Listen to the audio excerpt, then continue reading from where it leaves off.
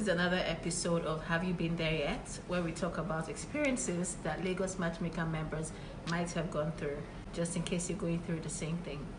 So today, I'll be talking about the difference between being realistic and lowering your standards. Being realistic and lowering your standards. So what's the difference between both of them?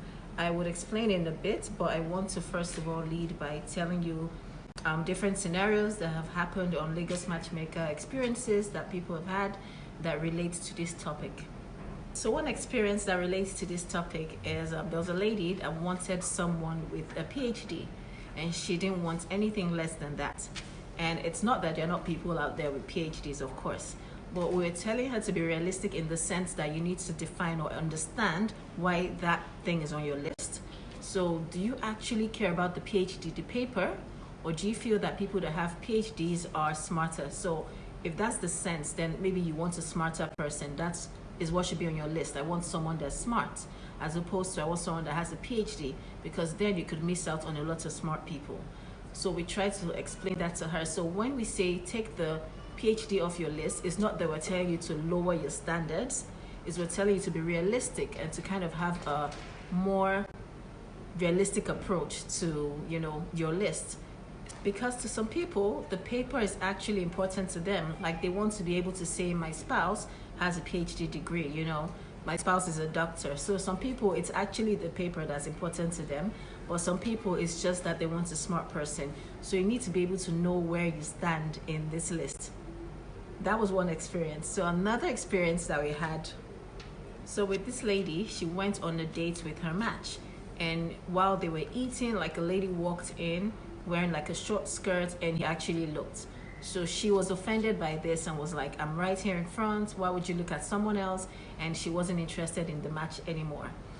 So when I say realistic, when we say take that out of your list, it's not take, the cheating part out of your list, but don't conclude on a match based on that. Like the fact that he looked at a lady that passed by doesn't mean he would necessarily cheat.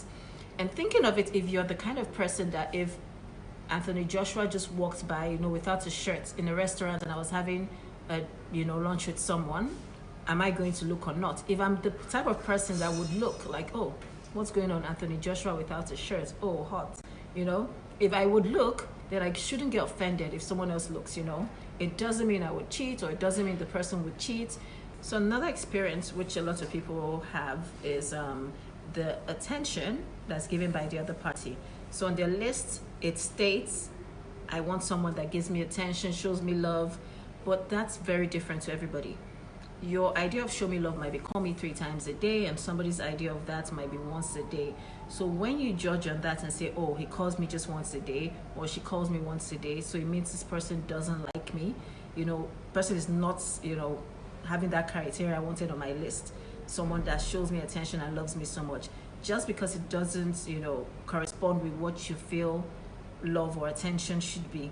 So that's also not lowering your standards. That's just not being realistic. Because to be realistic, you have to understand that everybody has a different idea of what attention is too much, or, different way of just showing love. Another one that I've seen much more than I would have expected to see is people having exact locations on their list. So you find people saying, I want someone that's this, that, must live in Banana Island, must live in Eco Atlantic. Like they actually have specifications of where the person must live. I didn't think I'd see as much as of this as I have. So it's been shocking, but I feel like, if that's not, when they say take that off your list, it's not lowering your standards. They're not telling you lower your standards from Banana Island to wherever, the place is. They're telling you be realistic. Like what exactly do you want? Do you want the place in Banana Island, or do you feel like someone that lives in Banana Island is maybe wealthy or rich or financially stable?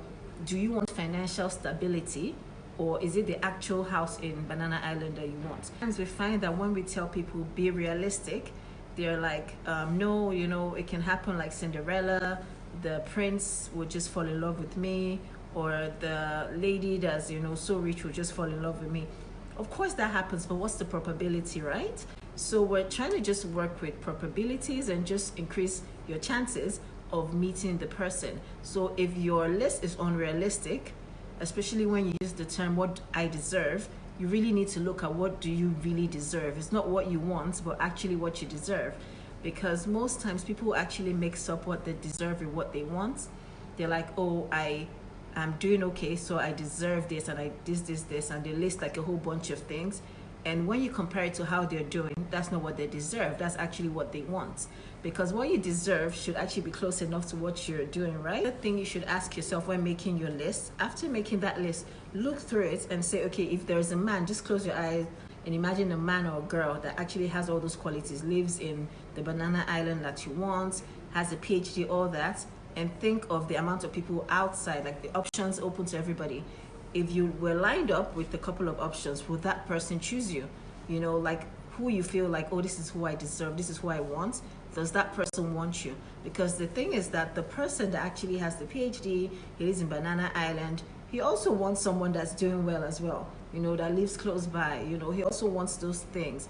The lady that lives in Banana Island with a PhD, she also wants those same things.